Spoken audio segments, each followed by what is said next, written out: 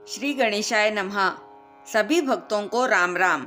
आइए अब सुनते हैं कार्तिक मास के महात्म्य का 16वां अध्याय। सुनो लगा कर मन सभी, संकट सब मिट जाए। कार्तिक महात्म का सुनो सभी 16वां अध्याय। इतनी कथा सुनाने के पश्चात नारद जी ने कहा, हे राजा पृथु, अब मैं आपको भगवान के मंदिर में दीपदान करने तथा मार्जन यानी झाड़ू लगाने का महात्म्य सुनाता हूँ, जो एक समय मुझे ब्रह्मा जी ने बताया था। अत्यंत गोपनीय इस कथा को आप ध्यान पूर्वक सुनिए। अत्यंत प्राचीन काल की बात है। चंद्रवंश में जयध्वज नाम का एक अत्यंत प्रतापी तथा प्रभु भक्त राजा राज्य करता था। वह प्रतिदिन भगवान के मंदिर में जाकर स्वयं झाड़ू लगाता तथा दीप जलाया करता था। एक दिन वितिहोत्र नामक राजपुरोहित स्वयं राजा के ये कार्य करते हुए देखकर बड़े ही विस्मय से पूछने लगा, हे राजन, भगवान को प्रसन्न करने के लिए और भी अनेक भक्ति युक्त कार्य है, फिर मंदिर में स्वयं सफाई करने तथा दीप जलाने में इतनी अधिक श्रद्धा का क्या रहस्य है?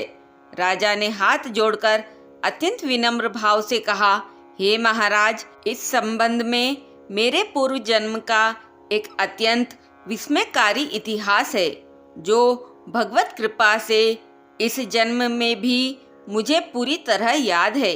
यदि आपका आदेश हो तो वह घटना मैं आपको सुनाता हूँ। अपने पूर्व जन्म की वह घटना सुनाते हुए राजा जयध्वज ने कहा, सतयुग में स्वरोचिष मनवंतर में वेद वेदांगों का जानने वाला एक ब्राह्मण था, जो अत्यंत विद्वान होते हुए भी दुष्कर्मों में लिप्त रहता था। उसके खोटे कर्मों के कारण उसके बंधु बांधवों ने उसका परित्याग कर दिया था। एक दिन भूख प्यास से अत्यंत दुखी होकर वह घूमता फिरता नर्मदा नदी के तट पर जा पहुंचा और वहीं पर उसने अपने प्राण त्याग दिए। उसकी स्त्री भी व्याभिचारिणी थी, अतएव उसके बंधुओं ने उसे भी घर से निकाल दिया था। उसी के गर्भ से अत्यंत पापी मैं उत्पन्न हुआ था।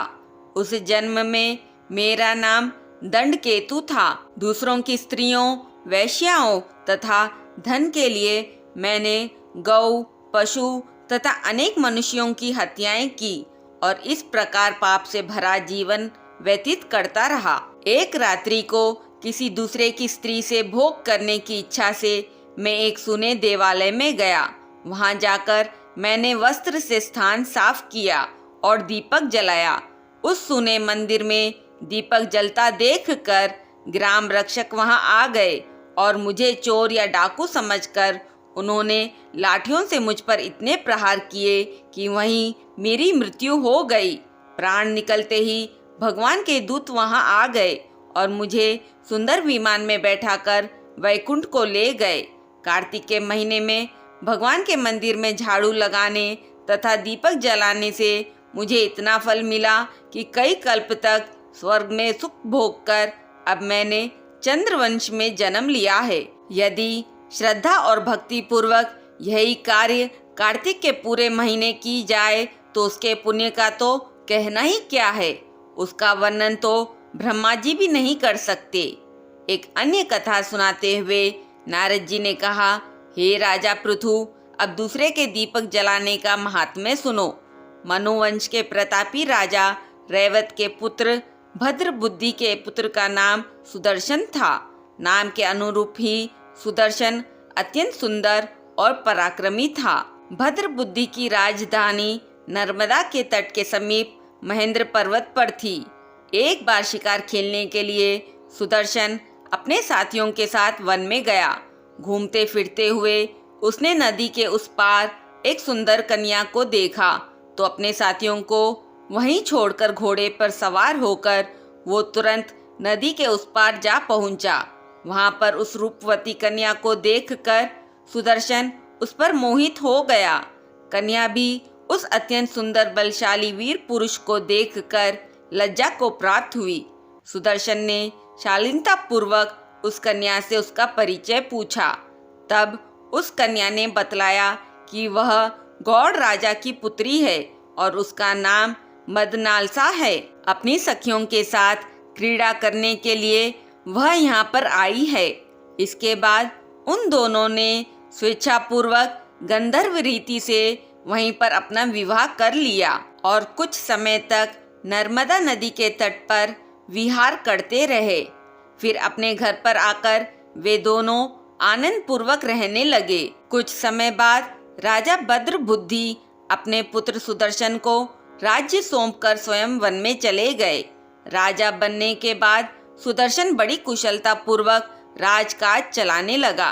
रानी मदनालसा सदा अपने पति को विष्णु भगवान की पूजा आराधना करने का उपदेश करती रहती थी। इस प्रकार वे दोनों ही भगवान के अनन्य भक्त बन गए। राजा सुदर्शन ने रानी की प्रेरणा से भगवान का एक स्वर्ण मंदिर बनवाया। वे दोनों ही उसमें प्रतिदिन भगवान का पूजन तथा कार्तिक मास में दीप दान किया करते थे। एक दिन रानी मंदिर में दीप जला रही थी कि उसी समय राजा ने उसे बुलाया, परंतु दीपक जलाकर आने में रानी को देर लग गई। इस पर राजा सुदर्शन ने क्रोध में आकर रानी से कहने लगा, तुम तो कहती थी कि पति ही स्त्री का देवता होता है, फिर दीपदान में इतनी देर लगाकर तुमने मेरा अनादर क्यों किया? यदि देरी का कोई और गुप्त कारण हो तो कहो। तब सती साध्वी मदनालसा अत्यंत स्नेहयुक्त वचनों से बोली, हे महाराज, मैं आपको दीपदान का महत्व बताती हूँ। अब आप ध्यान पूर्वक मेरे वचनों को सुनिए। अपने पिछले जन्म की कहानी सुनाते हुए रानी ने कहा, अपने पिछले जन्म में मैं एक चूहिया थी। गोदावरी के तट पर एक मंदिर में मैं रहती थी। एक दिन भगवान के मंदिर में रात्रि को जलता हुआ दीपक बत्ती छोटी होने के कारण बुझने लगा। मैंने घी खाने के लोभ से बत्ती मुंह से पकड़कर उठाया। मेरे ऐसा करने से दीपक की लौ तेज हो गई, परंतु साथ ही मेरा मुंह भी जल गया। इससे मेरी मृत्यु हो गई, क्योंकि रात के समय भगवान का दीपक प्रज्वलित करते हुए मेरी मृत्यु हुई थी। इस कारण मैंने ऐसा सुंदर रूप पाया और आपकी रानी बनी। यदि कोई श्रद्धा पूर्वक भगवान के मंदिर में दीप दान करता है तो उसके फल का तो कहना ही क्या है।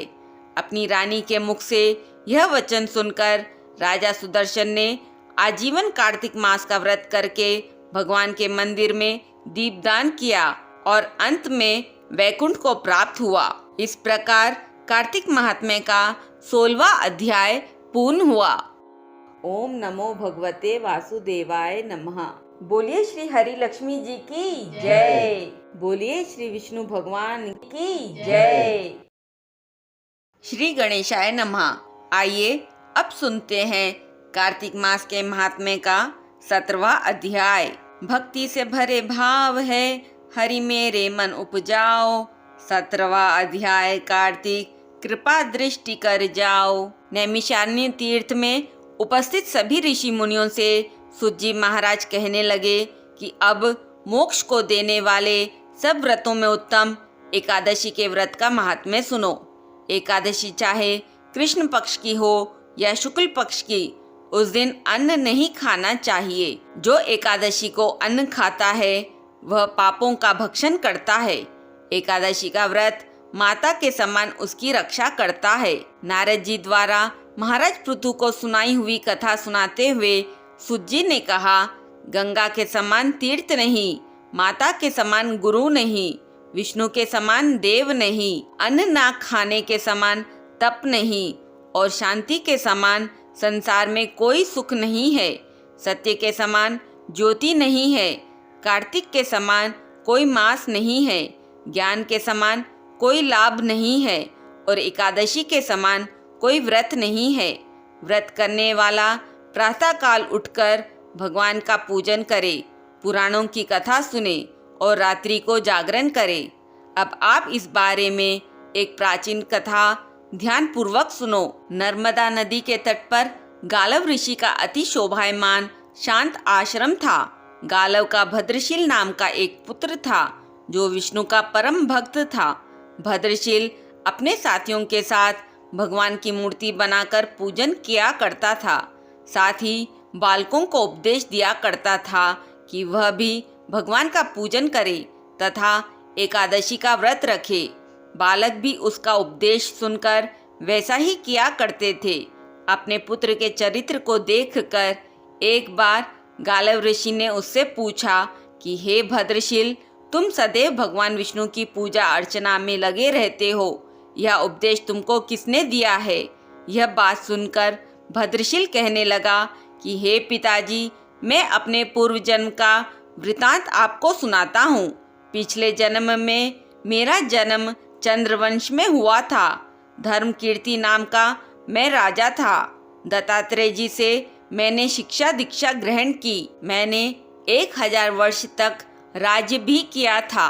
अपने उस जन्म में मैंने अनेक धर्म तथा पुण्य के अनेक कार्य भी किए, परंतु बाद में बुरी संगत में पड़ गया और वेद मार्ग छोड़कर पाखंड मार्ग पर चल पड़ा। मेरे दुराचरों को देखकर मेरी प्रजा भी पाप कार्य करने लगी।